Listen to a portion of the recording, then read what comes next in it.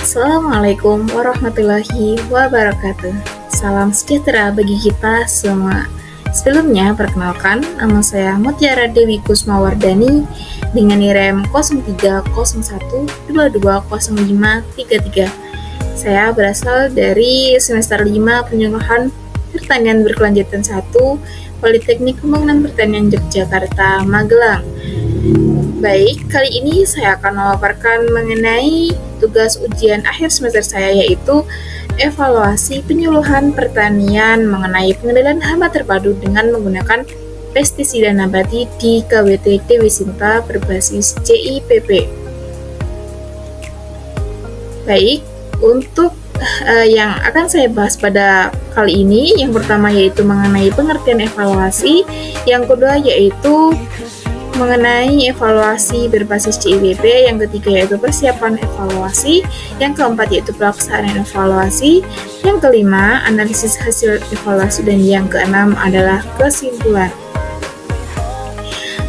Baik, yang pertama yaitu mengenai evaluasi. Evaluasi itu apa sih? Nah, menurut H.A. Anderson dan P.J. Bond pada tahun 1966, evaluasi adalah suatu kegiatan pengumpulan keterangan, identifikasi implikasi, penentuan hukum, dan penilaian serta perumusan keputusan dalam hubungannya dengan perbaikan atau penyempurnaan berikutnya yang lebih lanjut demi tercapainya tujuan tertentu yang diinginkan.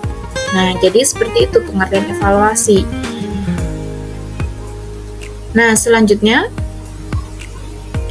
yaitu evaluasi berbasis CIPP. Nah, evaluasi tadi telah kita pelajari, dan selanjutnya yaitu evaluasi berbasis CIPP. Nah, evaluasi berbasis CIPP itu seperti apa sih? Nah, model evaluasi berbasis CIPP adalah model evaluasi yang digunakan untuk mengevaluasi suatu program atau sistem dengan mempertimbangkan konteks, input, proses, dan produk. Nah, untuk rinciannya, untuk konten yaitu berisi mengenai penilaian, mencakup perencanaan persyaratan dan tujuan program untuk menilai masalah dan kebutuhan, sumber daya, dan peluang yang terkait dengan kondisi target. Yang kedua yaitu input, yaitu mengenai penilaian, mencakup sumber daya yang digunakan untuk mengimplementasikan program seperti anggaran, personel, dan fasilitas. Selanjutnya yaitu proses. Evaluasi proses dilakukan untuk mengetahui sampai sejauh mana sih rencana yang telah diterapkan dan komponen apa yang perlu diperbaiki.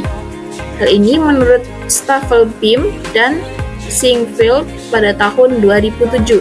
Dan yang terakhir yaitu mengenai produk.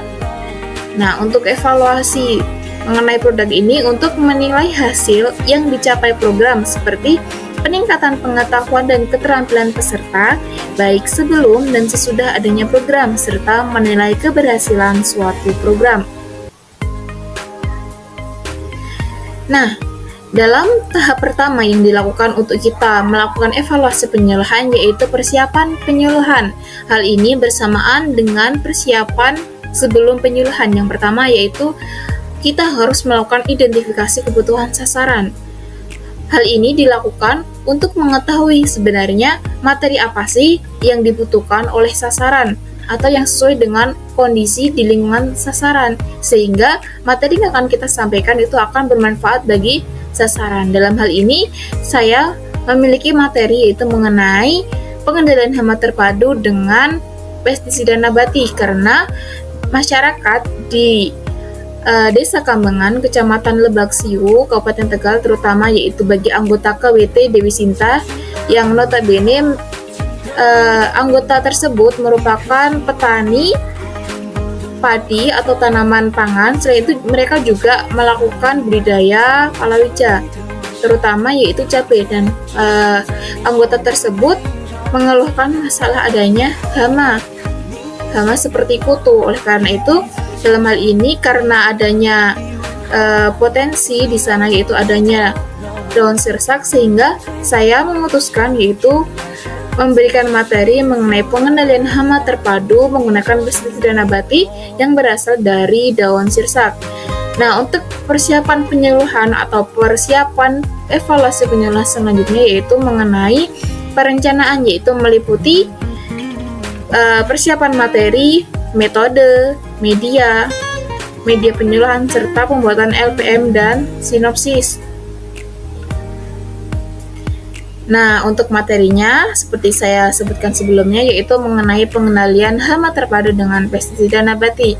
Untuk tujuannya yaitu untuk meningkatkan pengetahuan, sikap, dan keterampilan anggota KWT Dewi Sinta dalam pengendalian hama terpadu dengan menggunakan pestisida nabati. Untuk sasarannya yaitu kelompok wanita tani Dewi Sinta. Untuk metode yang saya gunakan yaitu ceramah, diskusi, demonstrasi cara, dan yang terakhir yaitu praktek langsung. Untuk media yang saya gunakan yaitu menggunakan leaflet dan benda sesungguhnya. Benda sesungguhnya yang saya pakai yaitu alat dan bahan untuk membuat pestisida nabati. Adapun waktu untuk saya melakukan penyuluhan yaitu 60 menit. Nah, berikut merupakan salah satu contoh LPM dan sinopsis, yaitu merupakan suatu hal yang harus kita persiapkan sebelum penyuluhan. Dengan adanya LPM, kita bisa membuat rencana atau plotting hal apa saja yang akan kita lakukan pada saat penyuluhan. Dan untuk sinopsis yaitu berupa materi yang akan kita sampaikan kepada sasaran. Nah, selanjutnya berikut merupakan contoh media yang saya gunakan, yaitu dengan menggunakan media leaflet.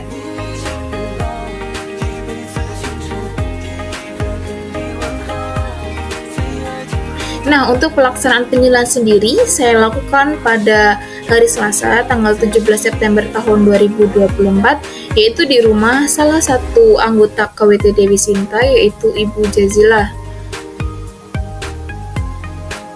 Nah, setelah saya melakukan penyuluhan, hal yang saya lakukan yaitu evaluasi penyuluhan.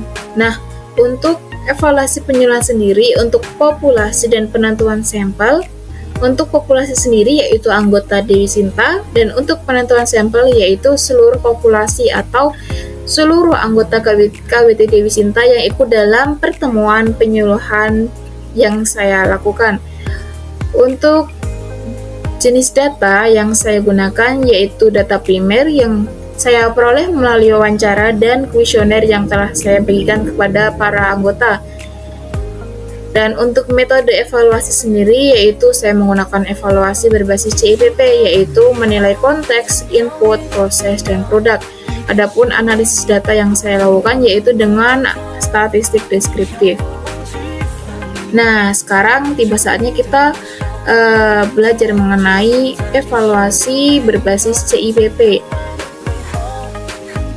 Nah, untuk evaluasi kali ini, skor yang telah saya buat yaitu jika responden menjawab soal A berarti mendapat skor 3, jika menjawab B maka mendapat skor 2, dan jika menjawab C maka akan mendapat skor 1. Nah, untuk kategori dalam penilaian penyuluhan ini, jika nilai A yaitu dengan kualifikasi sangat sesuai atau sangat efektif atau sangat mengetahui, sangat setuju, sangat terampil dengan rank nilai 44,5 sampai 57. Untuk nilai B yaitu dengan rank nilai yaitu 31,8 sampai 44,4, dan untuk nilai C yaitu dengan rank nilai yaitu 19 hingga 31,3.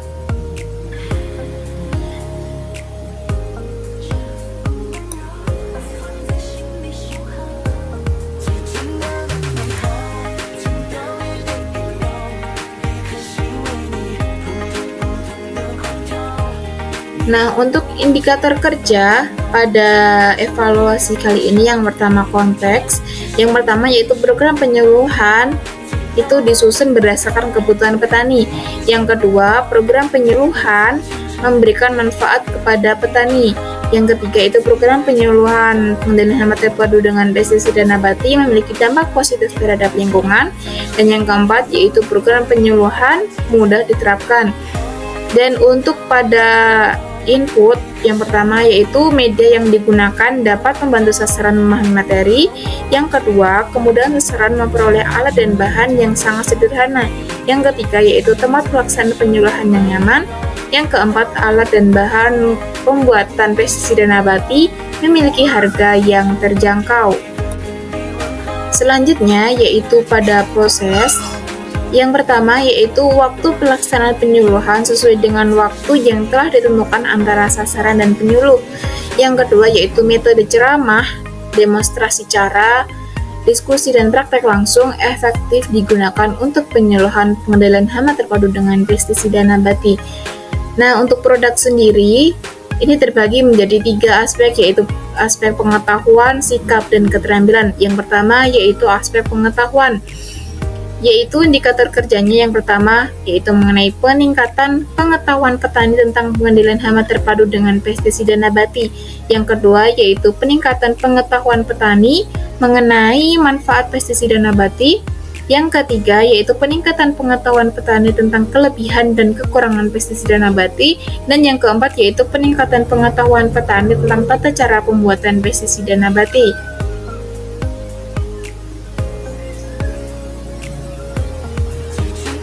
Nah, untuk selanjutnya, indikator kerja pada produk pada aspek sikap yang pertama yaitu persetujuan sasaran bahwa pengaplikasian pestisida nabati mampu mengendalikan hama. Yang kedua yaitu persetujuan sasaran bahwa pengaplikasian pestisida nabati berdampak positif bagi lingkungan.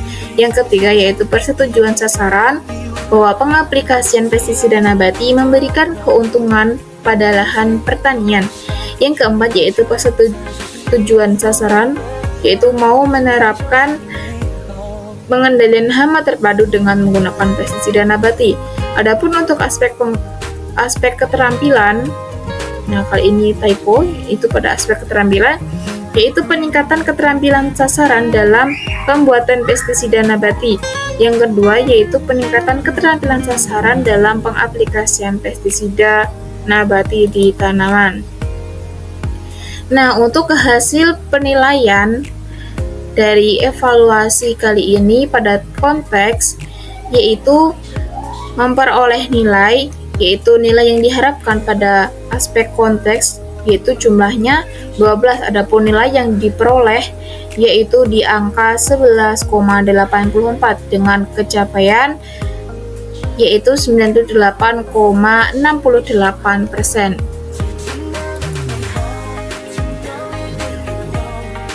Pada aspek input, pada indikator input yaitu nilai yang diharapkan yaitu totalnya 12 dan nilai yang diperoleh yaitu 11,84.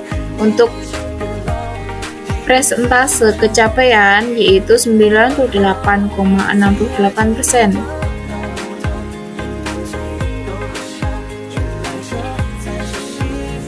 Nah, untuk penilaian pada proses yaitu terdiri dari 2 indikator kerja dengan nilai yang diharapkan yaitu berjumlah 6 dan total nilai yang diperoleh yaitu 5,83 dengan ketercapaian yaitu 97,36%. Selanjutnya yaitu hasil penilaian pada produk. Nah, berikut merupakan hasil penilaian pada produk dengan nilai yang diperoleh yaitu 25,94.